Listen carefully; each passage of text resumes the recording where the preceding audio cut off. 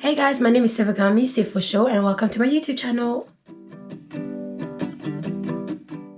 Okay, so what I've done is I've gone on Goodreads and I've gone through a whole bunch of books, and I've realised there's loads of classics out there that I still haven't read and I've always wanted to read them. So I've ordered some of those, and also my favourite genre of books are thrillers. So I've ordered so many thrillers that I hope I'm not going to be scared by the end of it, but I'm really excited. So let's start off with To Kill a Mockingbird. I know, surprise, surprise, I still haven't read this. I must be like the last person on earth to read this book. I know, I'm aware. However, I'm really excited to read this. So it's obviously a classic. It basically talks about a young black man who's been wrongly accused of a rape. And this is actually based in 1930s, and this man called Atticus takes on the case to defend the young black man. So what's interesting about this book is that it's told through Atticus' child's point of view. So it's interesting to see how his innocence kind of gets deformed and the life lessons that he's going to get out of this. So I've heard really good things about this book. Okay, so the next one is Gone with the Wind. And again, I know I haven't read it. However, this was published in 1936, and it's basically a romantic fiction, historical fiction. It's set in Georgia during the American Civil War, and it's based on a girl called Scarlett. She's basically from a wealthy family, and she's basically in love with the neighbor. Unfortunately, he's set to marry his cousin, so she goes off to marry someone else, and he basically looks at her different love interests. However, unfortunately, she then goes into poverty and she doesn't live this lavish lifestyle anymore. So you get to see that in the book. But I think what's interesting is that normally in books, the main character is always the girl next door that's got, all the correct qualities and she has no faults. Whereas in this one, she's quite, Scarlett is meant to be quite manipulative and spoilt and selfish. So I think that'll be different to read. So the next one is Lord of the Flies, and I'm super excited to read this. I've been wanting to read this since I was in school, because in most British schools, we tend to, obviously, I guess that's like anywhere in the world. I know I just said British, but in most schools, you obviously have set books that you have to read for your English classes. And for example, for mine, it was Inspector Calls and Of Mice and Men, and some schools had this one, and I really wanted to read this one, so I'm super excited to read it. I can't believe I'm reading this at 24 years old. But basically, Lord of the Flies is based to be a story where a group of young kids, schoolboys, they're meant to go somewhere. So they go on a plane, and basically the plane crashes onto an island. So at first they're all excited. They're like, yeah, no rules. They can do whatever they want. They're all excited. But then strangely it gets creepy and creepier. They start hearing weird noises and things happen. And apparently this is meant to give you really good goosebumps. So I'm super excited. It's also a short book. Having said that, the writing in this is so small. I might need glasses even though I don't wear glasses. It's meant to be a young adult psychological thriller. So I think this one will be good. So the next classic on the list is by the Bronte sisters. So by Emily Bronte specifically. And I've actually never read a book by them, which is crazy to me because they are so famous. So the one that I've ordered is Wuthering Heights, and basically I'm really excited to read that one again. I feel I keep using the word excited in this whole video, excited and interested. Those are the first words that come to me.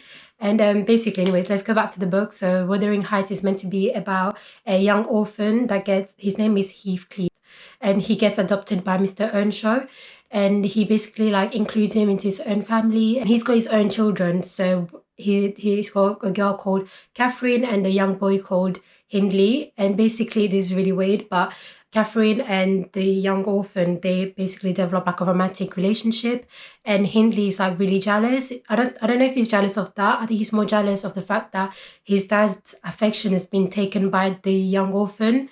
So he basically looks into these complicated family relationships. So now we're finally done with the classics, and now on to my favorite genre of books, or shall I say genre, because it's actually a French word. And my favorite genre of books are thrillers. So let's start off with The Anxious People. So this one is written by Fredrick Backman, and I've heard loads of good things about this book, including the author. And this is basically meant to be a serious, it's meant to be a serious story, but then turn into a comedy, basically. So it's I think it's a robbery / a hostage gone wrong. And is this, so then at the end, like 8 people they basically get locked up in a room, and they're like very anxious people, and the person doing the crime doesn't really know what to do because he's like in between escaping and not escaping. So I think this will be like a good light-hearted read, and I've quite liked the book as well because it's got like all the characters drawn out. So I think it's quite cool for your imagination, because whenever you read a book, you like imagine the characters, whereas here it's all done for you basically. So the next one is The Night Swim by Megan Goldin, and this is meant to be a psychological thriller. It only came out in August. So the book is about this woman called Rachel, and she basically holds this podcast where she actually managed to set an innocent man free. So she basically becomes really famous from that, and she wants to make her second season of podcast do really well. So what she does is that she investigates in a rape trial that's happening in a small town. Behind this podcast, no one knows her true face. So people recognize her voice, but they don't know what she looks like. However, strangely, mysteriously, she actually gets a note asking her for help. And whilst all of this is happening, she's also investigating the death of her sister that happened 25 years ago.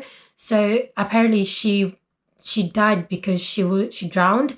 However, in one of the notes she receives, someone tells her that it wasn't an accident, it was actually a murder. So this is very intriguing, and it's got loads of twists to it.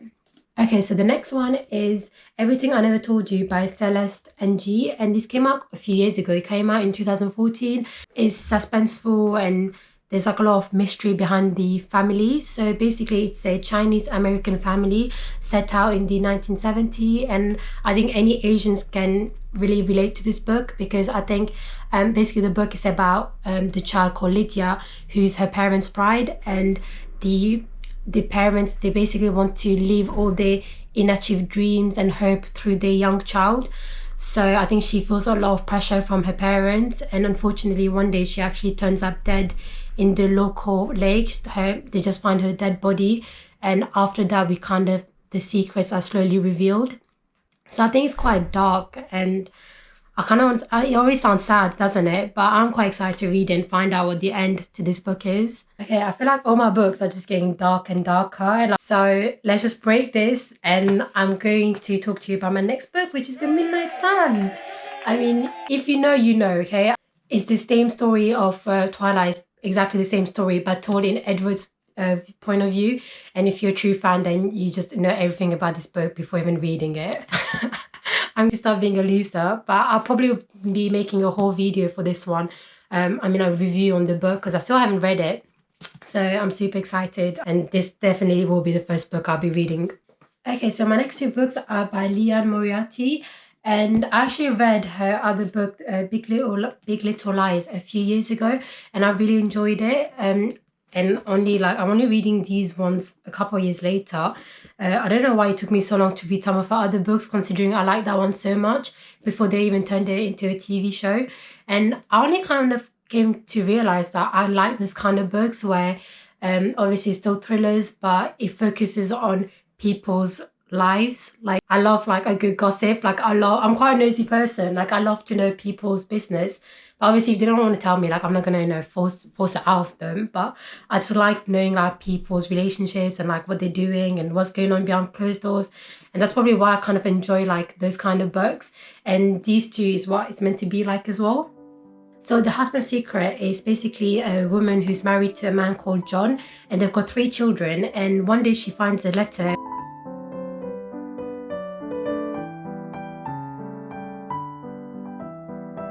Specifically says to be opened in the event of my death. It's human nature, isn't it? You're obviously going to open it. You're not going to be like, I respect what he wishes, and if he doesn't want me to open this letter, I'm not going to open it. Of course not. Of course you're going to read it. That's just human instinct. And basically this woman, Cecilia, she makes the discovery of a secret or whatever. I'm assuming he must have killed someone. Who knows what he did? Is she going to keep the secret to herself? Is she going to stand by her husband? Or is she going to do the right thing and like denounce him?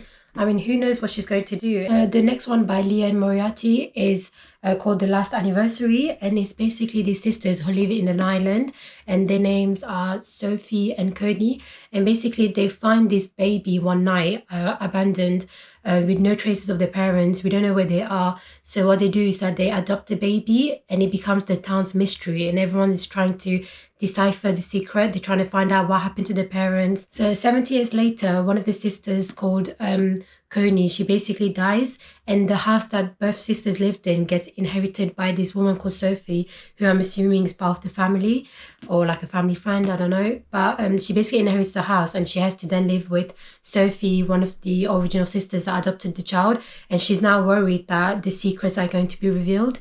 Okay, so the next one is Behind Closed Doors by B.A.Paris, and basically it looks at a couple called Jack and Grace, and basically they have like this perfect lifestyle. They hold a high status in society. Jack is an attorney, and Grace is like, you know, the perfect like homemaker.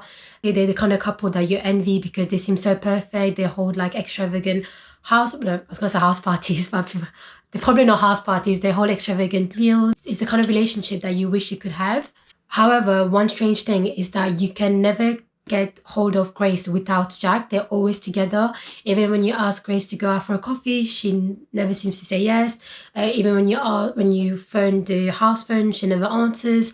So there's obviously something dodgy going on behind closed doors. So the next book is The Couple Next Door by Shari Lapena.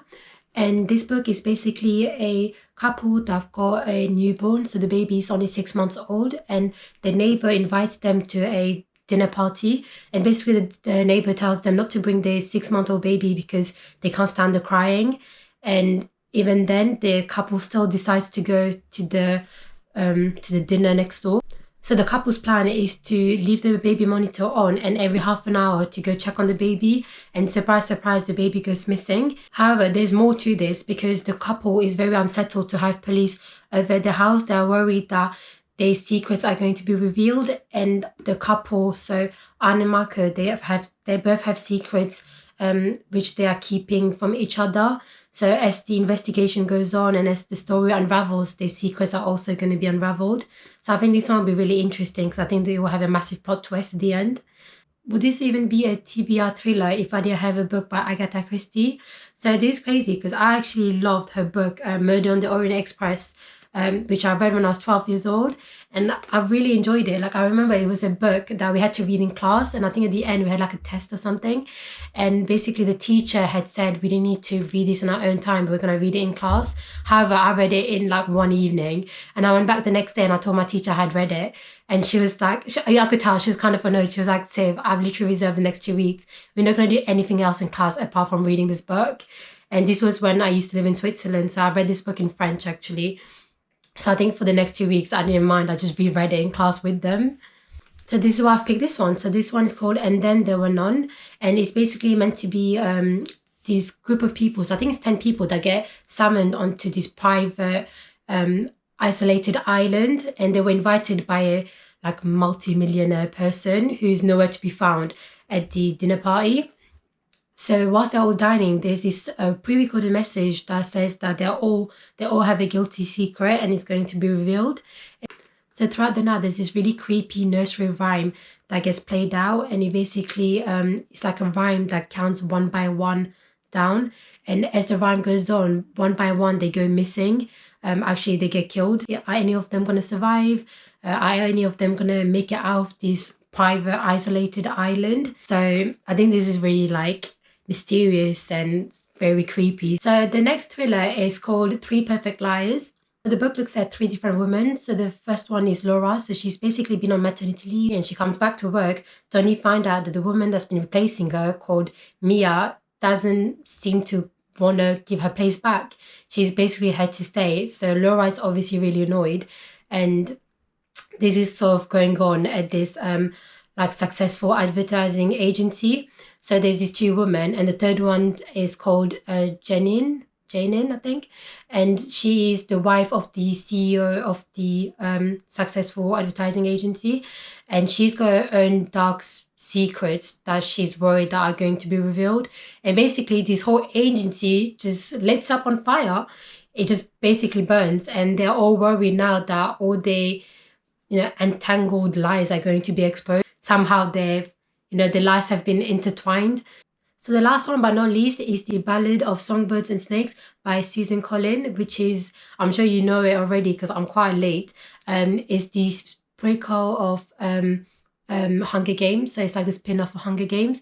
And it's crazy because this came out in May and I wasn't even aware of it. And I can't believe that I've only come to find out. This actually was published in May, which was such a good time to publish it during, quarantine time in most countries. So obviously loads of people, I'm sure, would have read it. So it basically follows the adventures of a young boy called Coriolanus Snow. So just by the surname, you know who he is, and he's said to be the next president. However, his family is not as wealthy as they used to be. So to get his family's name back and his glory, he has to mentor District 12 tribute. And I think this book is going to be interesting because it's basically told from the villain's point of view. So obviously we don't like the Snow family, they're like our enemy. So this is the book from his side and what he's going through, which I'm really excited to read because I absolutely loved the Hunger Games book. I thought they were so good. Alrighty, so that brings us to the end. I know I've spoken through so many books. I will be posting them all down below. Like I'll probably do like classic and thrillers so you can navigate through them more easily. I hope you've enjoyed this video and please comment any of your books that you think I should be reading. And please like this video, subscribe to my channel for more book related content. And also I'll be posting a link to my Patreon page. So if you want more, like I mentioned, more book related content, that'll be a great way to support my channel. Thank you so much and see you guys soon.